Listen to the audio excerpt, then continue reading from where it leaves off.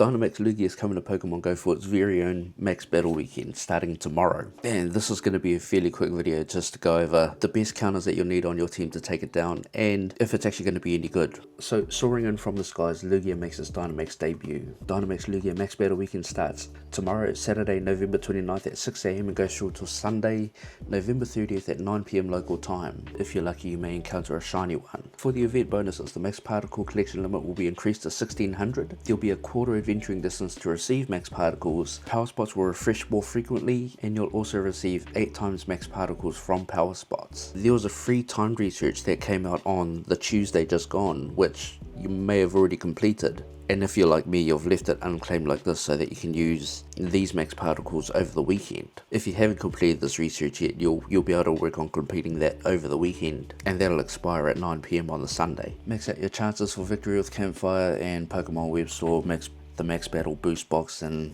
all of that, nothing new there. So those are the details for the event. So I'm sure Dynamax battles or any Max battles in general is just old news for all of us now. We have a good idea on what we're doing. In case you're not aware, your battle party is going to be made up of 3 Pokemon, 2 of which will be serving as your tanks and responsible for keeping you in the battle as long as possible, and the one in your 3rd slot to serve as your attacker, which ultimately will deal the bulk of the damage throughout the max phase. So a couple of factors that goes into what makes a good tank. 1 generally being high stats weighing towards its defense and HP or stamina, 2 being the amount of resistances that Pokemon has against the raid boss, and 3, the Pokemon needs to have a 1-turn fast move, or put simply, a fast attack that's going to be attacking every 0.5 seconds, because especially against the tankier bosses like Dynamax Lugia is going to be, the more frequent your fast attacks, the faster the max meter is going to charge. Our best options for tanks are going to be, in the number 1 spot, Dynamax Blissey with the fast move Pound. Now, contrary to what I just said, Blissey doesn't have any resistances to any of Lugia's attacks, but its secret and its usefulness lies in its massive amount of HP, which not only makes it a really good tank, or sponge as some prefer to call it, it also makes it the number 1 healer in the game. A level 3 Max Spirit will heal anyone on the field within 2 if not 1 uses. The second best tank we have is Crown Shield Zamazenta with the fast move Metal Claw. As a fighting type, it's weak to both psychic and flying, but as a steel type it negates that weakness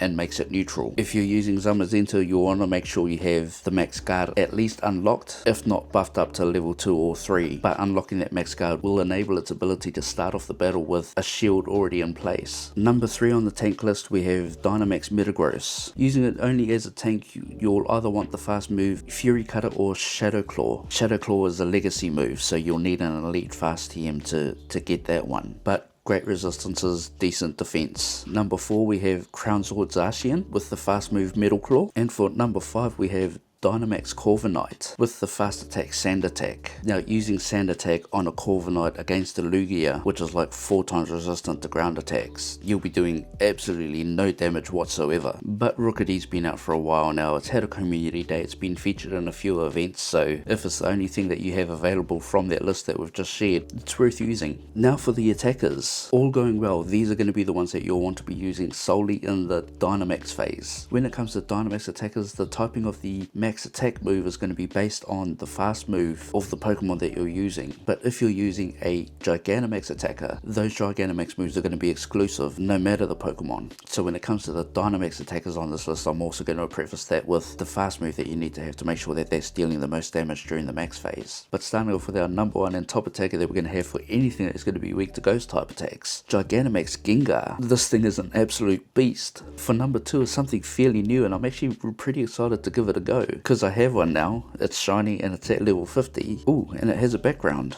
Gigantamax Grimmsnarl. Ooh, I should probably power up that max move, huh?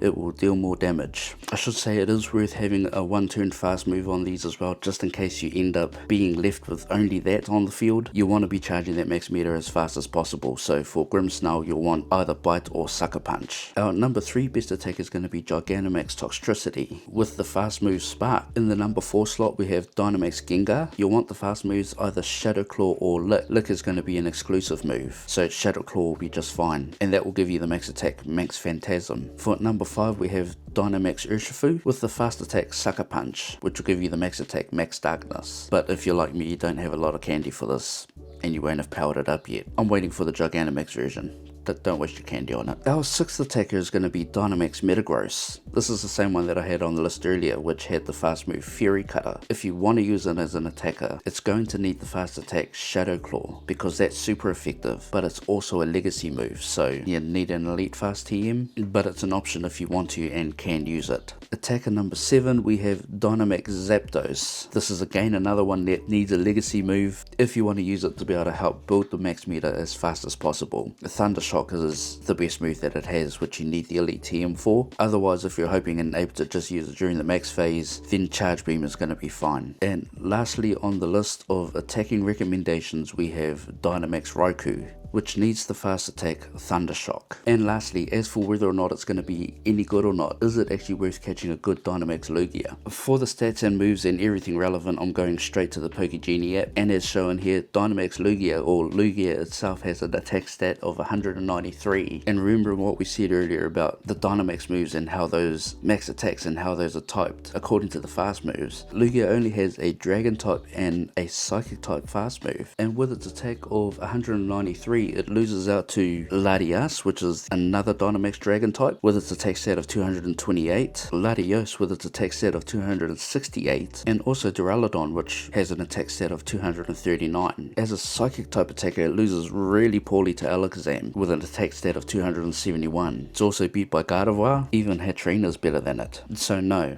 it's not going to be any good as a Dynamax attacker. But how about its tanking capabilities? Now, I'm sure it's been highly regarded that Dynamax Lugia is probably one of the more tanky and probably annoying Pokemon to go up against in a PvP battle. I remember the first time myself going up against it in raid battles in like 2020 when I first came back to the game, and losing with a group of 8 people because the raid timed out and we still hadn't dealt enough damage to take it down. And remembering the 3 factors that make a good tank, looking at Lugia's stats, Lugia has a defense stat of 310, which compared to Crown Shield Zamazenta, which I believe might have one of the highest currently in Dynamax battles, is at 292. Zamazenta also has a stamina stat of 192 versus Lugia at 235. So decent stats. Check. One of the other factors I talked about, type effectiveness, and with something like a 3 or 4 times resistance to both fighting and ground type attacks. We might now actually have a Dynamax Pokemon that will take or soak up even more fighting attacks than Gengar, as well as being decent to use against grass and psychic type attacks. It does have a lot of weaknesses though. So with all that being said, it's the 3rd factor that's going to be its only slight letdown. The moves, of which Lugia has both